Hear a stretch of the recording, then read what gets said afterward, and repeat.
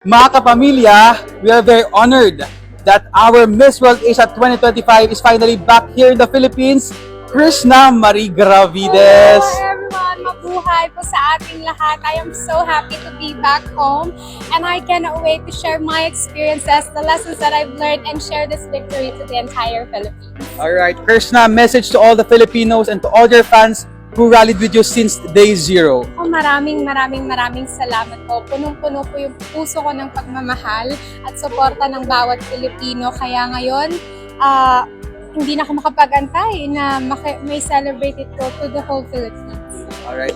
Sir Alv, sir, message to all the Miss World fans and to all who supported Krishna and your organization sa naging journey nito. Of course, I would like to thank all the people that are Filipino people who supported Miss World Philippines, and we're here now. We're back we won the Miss World Asia, and thank you to all the people behind us, especially the glam team, the media, of course, the pageant media, and the whole Philippines. Thank you for all your support and for the love. Alright, Krishna, once again, salamat sa karangalang ito. Thank you for bringing pride in our country, the Philippines. Once again, kapamilya, Krishna Marie Gravides, Miss World Asia 2025. Thank you. Magandang araw po sa inyo at welcome back dito sa ating pinakabagong video. Napanood nyo po kahapon ay dumating na siya dito sa Pilipinas mula sa kanyang laban doon sa India para sa Miss World 2025. So 11 PM po dumating at lumapag ang sinakyan na eroplano ni Krishna Gravides mula sa Thailand. So mga kapolitika, ito yung ating pag-uusapan at yung pag-resign, pag-step down naman ni Anja Karatatip dito sa Miss Universe organization. Pero bago ang lahat ay huwag kalimutang mag-like at mag-subscribe na rin kayo para updated kayo sa ating mga latest issue. At ang mga samot-saring update po ngayon dito sa mundo ng beauty pageant ang ating pag-uusapan dahil dumating na sa Pilipinas itong si Krishna Gravides mula sa kanyang laban doon sa Miss World 2025 na ginanap sa bansang India. So in-interview siya nitong reporter ng ABS-CBN.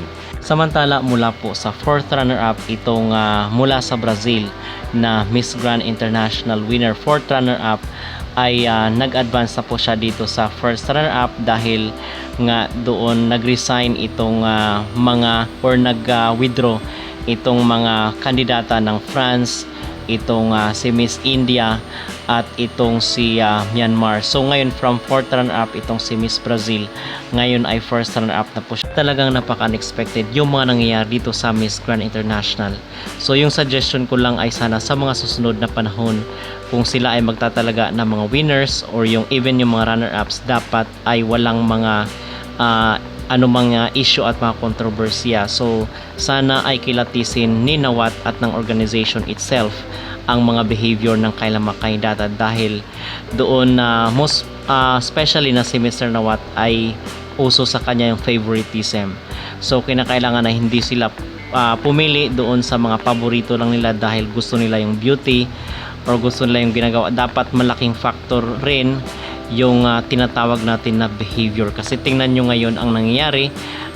Talagang napaka-iskandalo at itong Miss Grand International dahil sa mga behavior issues ng kailang mga kandidata. Okay?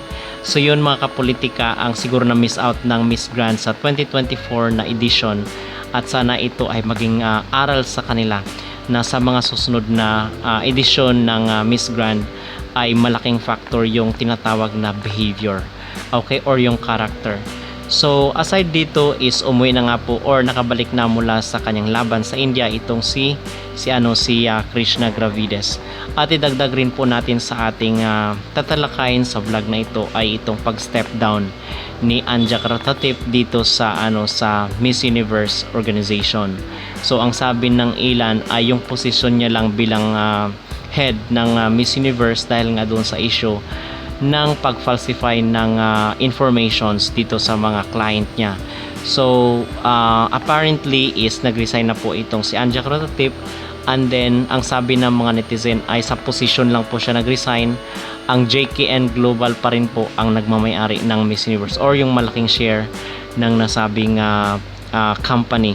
So basically is meron pa ring say itong si Anja Karatatip kahit sabihin man natin na wala na siya sa mga namumuno, pero yung kumpanya itself is malaki pa rin yung shares ng JKN. Okay, so hindi pa rin po tayo magpakampante na ma-place ang Thailand at aabante na itong Pilipinas or yung ating mga candidate, most especially na andito pa rin si Nawat at malaking shares ng Miss Universe company ay pagmamay-ari pa rin ni Anja Karatatip. Agree po ba kayo mga kapolitika na dapat malaking bahagi ng pagpili ng Miss Grand Winner ay yung character or yung tinatawag natin na behavior ng isang kandidata? Agree po ba kayo? Tanong po ang inyong magreaksyon dito sa pag-step down ni Anja Karatatip. Comment down below at huwag kalimutang mag-like at mag-subscribe na rin kayo para updated kayo sa ating mga latest issue.